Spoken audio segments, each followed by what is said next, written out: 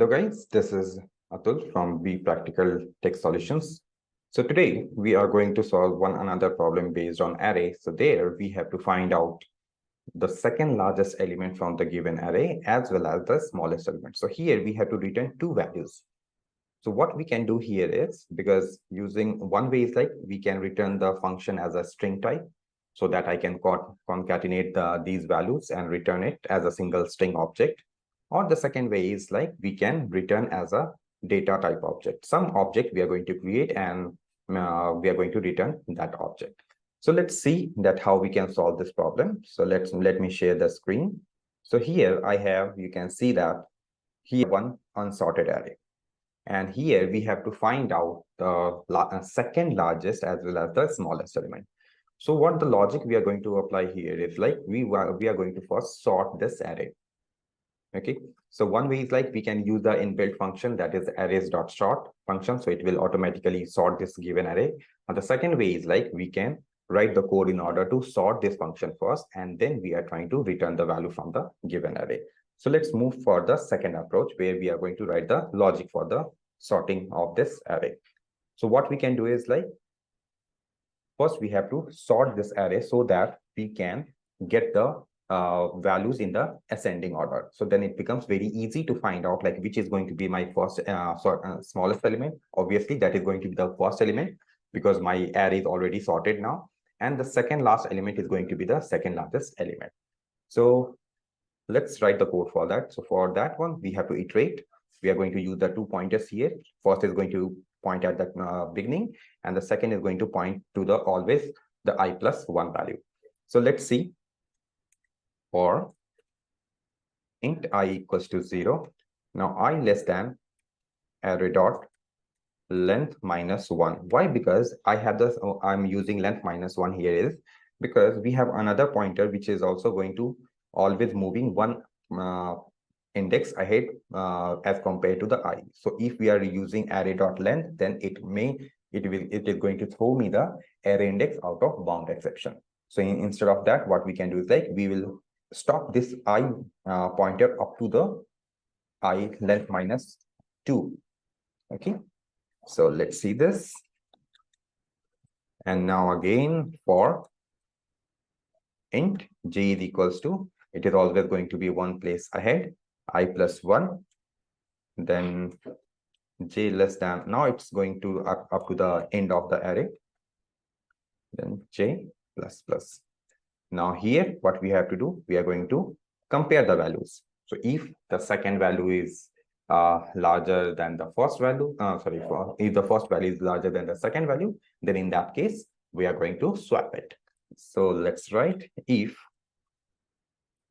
array of I is greater than the array of j, then in that case, what we have to do, we have to write the code for the swapping function. So what we can do, let's create one temporary variable.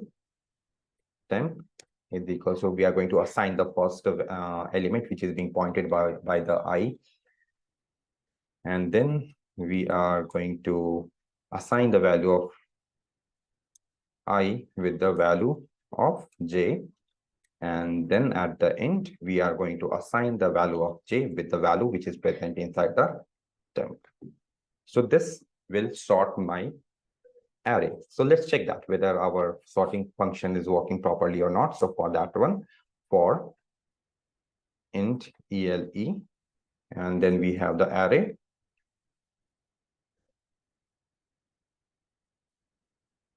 Now here, let's check that whether we are able to get the sorted array or not.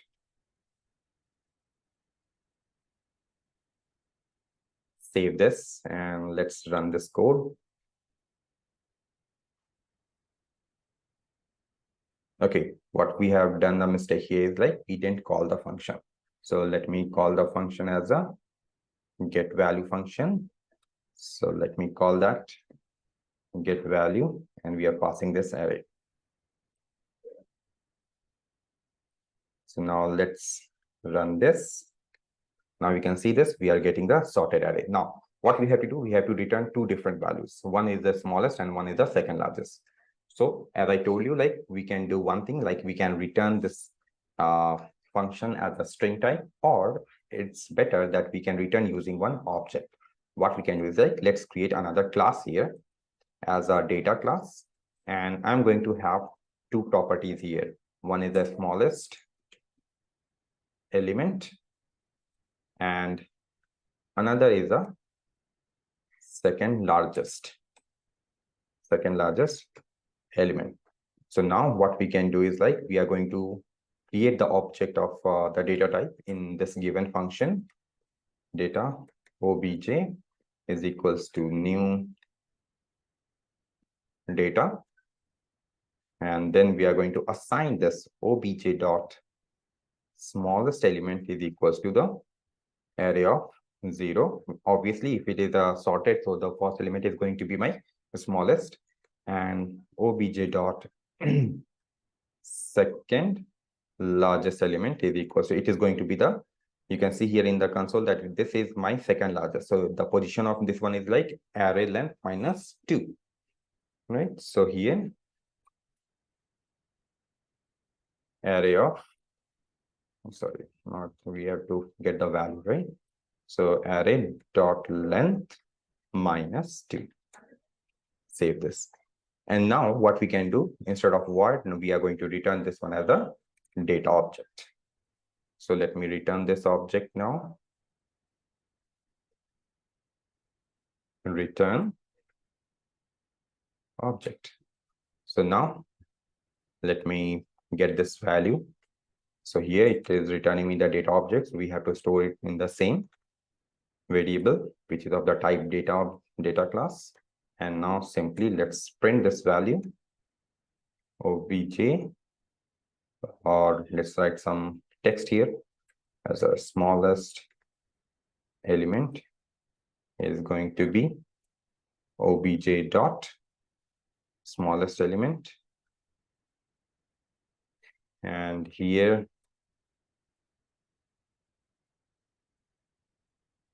second largest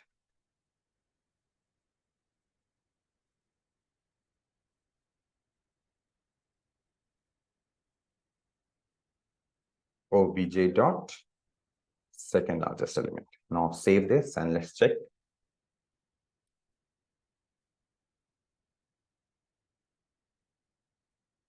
You can see here we are getting the smallest element as 8 and the largest element as a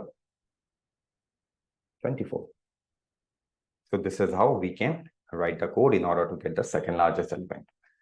So hope you guys got to understand the concept. See you in another day. Thank you.